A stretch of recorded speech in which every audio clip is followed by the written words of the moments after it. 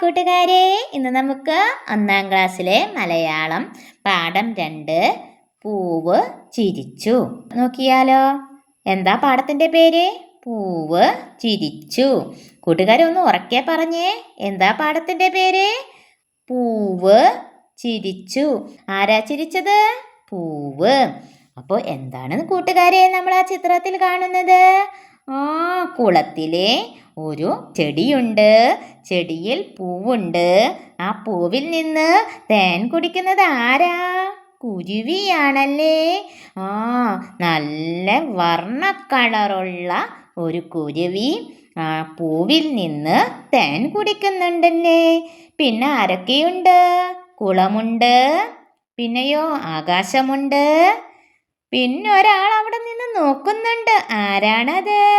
താറാവാണല്ലേ. താറാവ് നീന്തുന്നുണ്ടല്ലേ. ഓക്കെ കൂട്ടുകാരെ, ആരൊക്കെയുണ്ട് ചിത്രത്തില്?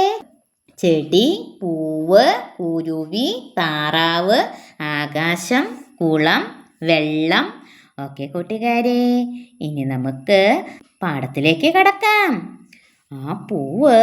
പൂവ് ചിരിക്കുകയാണ്. എന്തിനാണ് പൂവ് ചിരിച്ചത്? മഴ മാറിയപ്പോൾ പൂവ് ചിരിക്കുകയാണ്. എന്നിട്ട് ആ പൂവുണ്ടല്ലോ, ആ പൂവ് വെള്ളത്തിന് മുകളിൽ ഒരു കുരുവി പറന്നു പോകുമ്പോൾ ആ കുരുവിയെ ഈ പൂവ് വിളിക്കുകയാണ്. എങ്ങനെയാ പൂവ് കുരുവിയെ വിളിക്കുന്നത്? കുരുവി കുരുവി ഇതിലേ വാ. കണ്ടോ കൂട്ടുകാരെ, ആ പൂവ് ചിരിച്ചുകൊണ്ട് നമ്മുടെ കുരുവിയെ വിളിക്കുന്നത്. എങ്ങനെയാണ് വിളിക്കുന്നത്? കൂട്ടുകാരൊന്ന് ഉറക്കെ പറഞ്ഞേ, കുരുവി കുരുവി ഇതിലേ വാ. അങ്ങനെ പാറിപ്പറന്നു പോകുന്ന നമ്മുടെ കുരുവിയെ തേൻ നുകരാൻ വേണ്ടി ആര് വിളിക്കുകയാണ്? പൂവ് വിളിക്കുകയാണ്. അപ്പൊ കുരുവി വന്ന് പൂവിൽ നിന്ന് തേൻ കുടിക്കുന്നത് കണ്ടോ. എങ്ങനെയാ നമ്മുടെ പൂവ് വിളിച്ചത്? കുരുവി കുരുവി ഇതിലേ വാ. അങ്ങനെ വളരെ സന്തോഷത്തോടെ പൂവിൽ നിന്ന് കുരുവി തേൻ കുടിക്കുകയാണ്. അപ്പോഴാണ് ആ വെള്ളത്തിലൂടെ നീന്തി വരുന്ന ആരാ നീന്തി വരുന്നത്? താറാവ്. താറാവ് ഈ കാഴ്ച കാണുന്നത്. താറാവ് നോക്കുമ്പോൾ കുരുവി എന്ത് ചെയ്യാണ്? പൂവിൽ നിന്ന് തേൻ കുടിക്കുകയാണ്.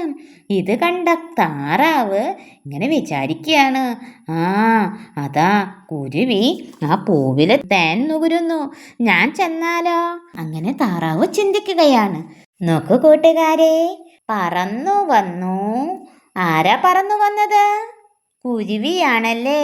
പറന്നു വന്നു കുരുവി, പാറി വന്നു.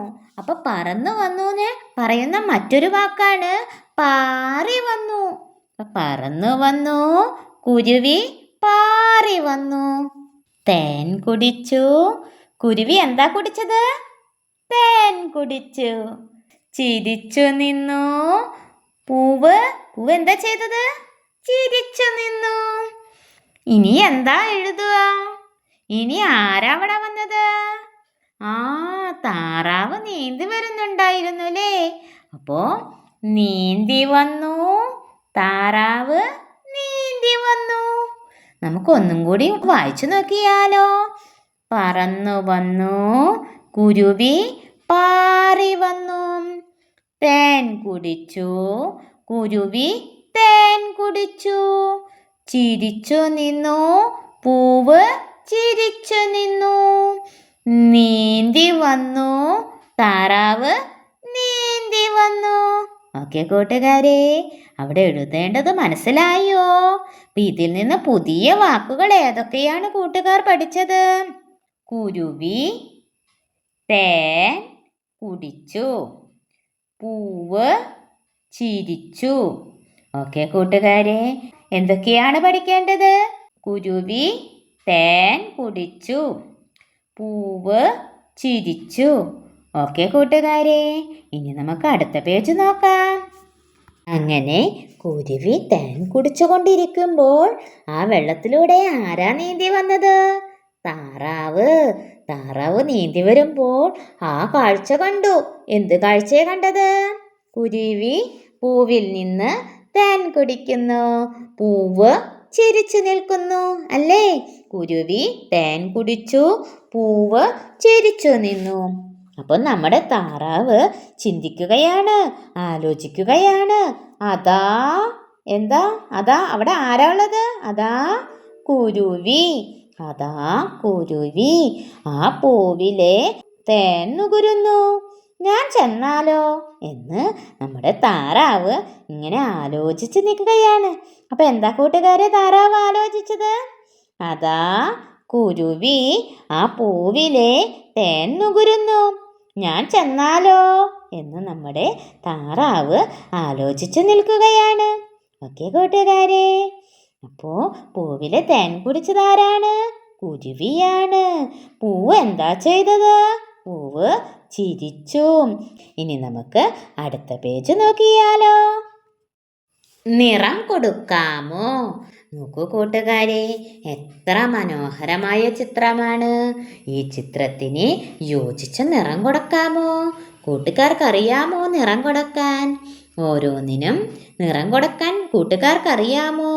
എങ്കിൽ കൂട്ടുകാർ നല്ല ഭംഗിയായി ഈ ചിത്രത്തിന് നിറം കൊടുക്കണേ. കാക്കപ്പൂവിന് കാക്ക നിറമാണോ? ആണോ കൂട്ടുകാരെ? കാക്കപ്പൂവ് കണ്ടിട്ടുണ്ടോ? കാക്കപ്പൂവിന് കാക്കയുടെ നിറമാണോ? കാക്കയുടെ നിറം എന്താ? കറുപ്പ്. അങ്ങനെയാണെങ്കിൽ കാക്കപ്പൂവിന് കറുപ്പ് നിറമാണോ? ആണോ കൂട്ടുകാരെ? കാക്കപ്പൂവിന് നീല നിറമാണ്. കൂട്ടുകാർക്ക് തെറ്റിയോ? കാക്കപ്പൂവിന് കാക്കയുടെ നിറമല്ല. എന്ത് നിറ? കാക്കപ്പൂവിന് നീല നിറമാണ്. കാക്കപ്പൂവിന് എന്ത് നിറമാണ്? കാക്കപ്പൂവിന് നീല നിറമാണ്.